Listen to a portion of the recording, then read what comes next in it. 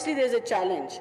If somebody has data of my population's genetic, भले वो anonymized data हो, अगर जेनेटिक डेटा मेरी पॉपुलेशन का किसी के पास है तो उसी के अगेंस्ट उसी को यूज़ करके बायो वेपन्स भी क्रिएट हो सकते हैं, उसी को यूज़ करके टारगेटेड वायरसेस क्रिएट हो सकते हैं, उसी को यूज़ करके जो है वो पूरी पॉपुलेशंस और सेगमेंट्स ऑफ द पॉपुलेशंस को टारगेट किया जा सकता है.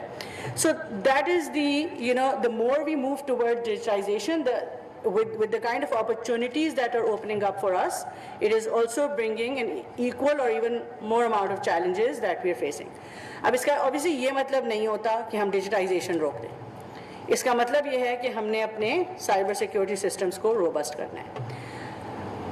आज एज इज़ जो हमारी सिचुएशन है वो लेजिस्लेटिव अगर मैं आपको बताऊं तो डिजिटल नेशन पाकिस्तान के ज़रिए Pakistan digital authorities in place, it is looking at the national digital master plan, and as of now obviously they already looking at it from the cyber security lens as well.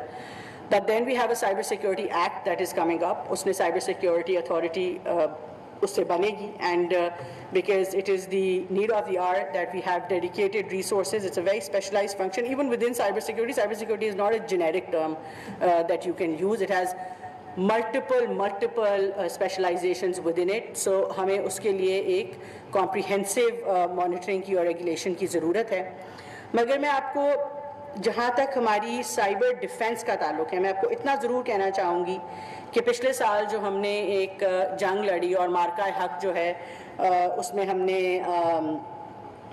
अल्हम्दुलिल्लाह हमें जो फतह हासिल हुई under the leadership of honourable prime minister and field marshal Syed Asim Munir साहब, उनकी जो तीनों फोर्सेस हैं हमारी, स्पेशली जो एयर फोर्स थी, the kind of cyber security, cyber defense capabilities,